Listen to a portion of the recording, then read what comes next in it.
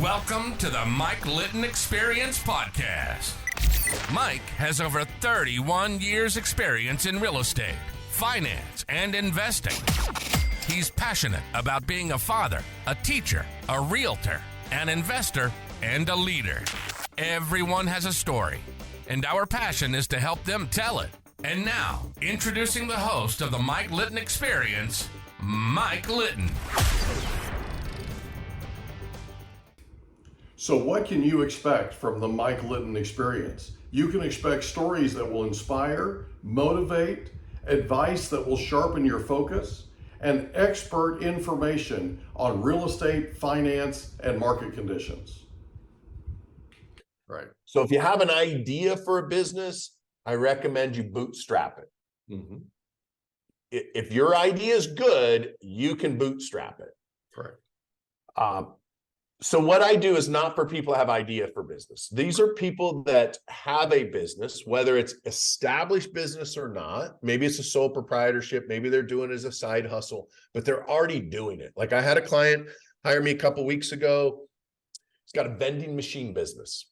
It's all cash. Mm-hmm. And now he's going to obtain by Christmas about $300,000 to $400,000 in business funding because we're building his business credit under the vending machine business. Right. And the vending machine business is not making a ton of money. It's making like $2,000 a month, but he's making $2,000 a month. And now I can take that $2,000 and I can turn it into $300,000. Right. Leverage. Because I'm going to teach him what the banks want. Because banks never loan money to people who need money, ever. Correct. They only loan money to people who don't need it. So I'm going to teach you how to show the bank you don't need the money so they will give you the money. Yeah. So that's our business banking side. Love it. Is there anything else that you're doing that you would like to talk about? There is, everything we do starts around credit generally. Maximizing the personal credit, maximizing business credit if you're a business owner, and then minimizing your debt and taxes, and then really multiplying your income and your assets. And we do this, we have a new program coming out. I mean, look, I've helped hundreds of thousands of people fix their credit so they can buy a house. Mm-hmm. If you follow me on social media at Rondi Lambeth, everything's at Rondi Lambeth. You can find me. You will get a ton of information, like Mike was saying earlier, on credit, whether it's one of my 4 books or social media. But I have a new program that's coming out, and it started because I was doing an interview. We had a little over 400 real estate investors on, and one of the ladies, she was an older lady, late 60s, early 70s, got on and she said, look, I'm on here with all these real estate investors. I want to know, how can I make money off my credit? Mm-hmm. And so I said the same thing I say all the time. Well, what you do is you maximize your credit, and then you get some partners, or you get your 401k and you go start buying real estate. Mm-hmm. I believe in real estate. Every single time, Mike, I go outside of real estate because I'm like smarty pants and I'm going to buy something else, invest something else. I lose all of it. Mm-hmm.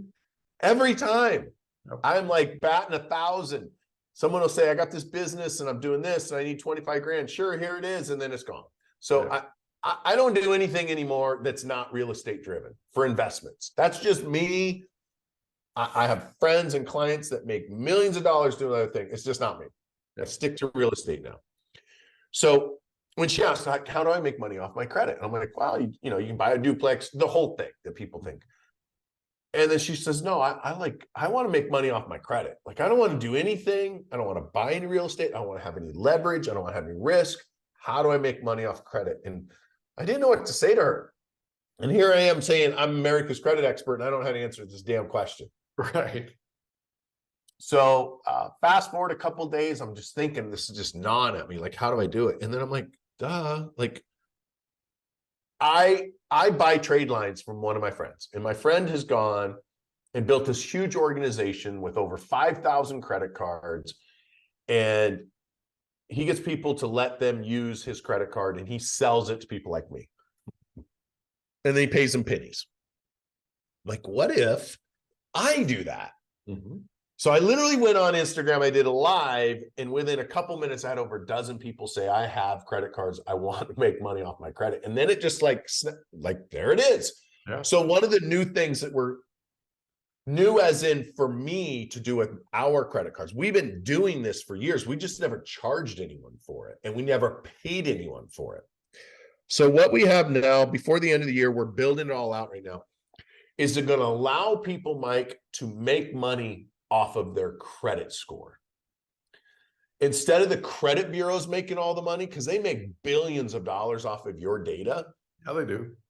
Let's flip it to where we can make billions of dollars. And so here's what we're doing. We are taking people that have good credit, that have access to credit cards, that are not using those credit cards. Correct. They then give us the username and password to these credit card accounts. We're then adding our clients who pay me for that account to show up on their credit report. It's called an authorized user account. Yep. You're very familiar with that, right? Yes. It's also called piggybacking. Correct. A lot of people say, yeah, that doesn't work. It doesn't increase your credit score. And that is partially true on models 8, 9, 10, and 10T, which nobody's using those models for FICO anyway. The models they're using were developed in 1996. FICO Model 2, which is what's on the credit report. Experian runs off of FICO Model 2. Why? Because the government says they have to. That's why they're using a 1996-year-old software. Right. So what we're doing is I have clients that have great credit now because I fixed it. And we got them to get credit cards because that's one of the things that you have to do to have great credit. Mm-hmm. So now what we're doing is we're paying them $100 to $500 a month per person that we add to their credit card as an authorized user. Most credit cards will allow you to add 10 people a month as an authorized user. So now this 70-year-old woman that asked me, how do I make money off of credit? We're literally able to pay her now $2,000 to $5,000 a month to have access to her credit card. And people, they're like, well, what's the risk? Well, one, the client that we add to the credit card doesn't know who you are, and they don't have access to your credit card. They don't have access to the phone number. They can't call up and do anything. They're just an authorized user. So there's no risk to you as the person that's giving us the information at our clients. There's no risk to the client that's paying for it because all of your credit history now, the next day will show up on their credit report. So you in mortgage, Mike, you have someone that's got a 680 credit score. What happens if you pull their credit and now they're 760? Well, they pay less money, don't they? Yeah, their rate goes down, their costs go down, they can borrow more, the whole thing. So is that worth $500 to be put on someone's credit card for 2 months? Absolutely, because they can end up with $500, a lot more than $500 less in terms of payment and per month, and then over the life of the loan. Like on a 30-year loan, $250 a month is 90 grand over the life of the loan. Or let's say they're a 580. There's not a whole lot you can do, or 575. There's not a whole lot you can do. There's things, but not very much, right? Correct. And the reason they're 575, 580 is because they have some medical collections or any type of collections or some late payments. I remove those, so now they're 640. Right. Then I put them on some trade lines. Now they're 800. Yeah. And so that's the newest thing that we're working on. We've been doing this for 16 years. I've just never paid anybody for it. So we're literally creating a completely different division, same company, where we're going to allow our clients now to not only when they hire us for us to teach them how to manage their money, their credit, their taxes, get a business funding, but we're going to have an option to where we'll pay them couple $1,000s a month to use their credit cards. Now, what do they got to do to qualify? One, the credit card's got to be at least 2 years old. Mm-hmm. 2, the credit card's got to have at least $1,000 credit limit. And 3, it can't have a balance on it and you can't max it out. So those 3 things, if it's at least 2 years old, at least $1,000 credit limit, and you're not carrying a balance on it every month, I can pay you between $100 and $500 per person, up to 10 people per month for the whole year. And so now you can take one credit card, should give you about $5,000 a year of income on just $1,000 credit card. Now, if you got $50,000 credit cards, I can pay you a lot more than $100. Right. Because there are people that, back to the mortgage thing, let's say that they got a decent credit, you know, they're 680, 670, no late payments. The problem is every single one of their $3,000 credit cards are maxed out. Right. And they have the money to pay it off, but they need that for the down payment. So they're in a pickle. Like, how do I pay it off? You see that? So by us adding a $50,000 credit card or three $30,000 credit cards that only show up for 2 months, that fixes the utilization rate. Correct. And now they're up in the 800s instead of the 600s. Yeah. And now they're able to get into a better mortgage. So that's our latest thing that we're working on. And I'm super excited. And I want to have, we're calling it the Bacon Project. There you go. And the reason it's called the Bacon Project is my girlfriend's mom worked for Pebble Beach for 28 years. Oh, wow. And they had a breakfast buffet there at the resort. And, you know, you've gone to these restaurants or hotels where they have like bacon and then the scrambled eggs and then, you know, the buffet breakfast and stuff. Sure. Well, for 28 years, she took home every day 2 to 3 pieces of bacon for her dogs, just like everybody did, instead of just throwing it in the trash. Right. Well, 28 years, she's a union employee. After 28 years, she's making a lot of money at Pebble, and they decide they got to get rid of her because they can hire some 20-year-old woman to come in versus a 67-year-old woman and pay her a third of what she would. So they fired her one day for stealing bacon. And they literally, she didn't steal it. Technically, I guess she stole it because she took it out of the trash can and it was Pebble Beach property. And the union didn't even want to fight it. And so here she is, 67 years old, gave her almost 30 years of her life to Pebble Beach. And this is what they do. So the reason I'm calling it the Bacon Project is she's one of our first customers, if you will, or not even a customer because we're paying her. Right. But she's going to make almost $3,000 a month with her very limited credit cards because she didn't have a lot. Right. But she'll make about $3,000 a month versus her $700 a month that she's getting in Social Security right now. Wow.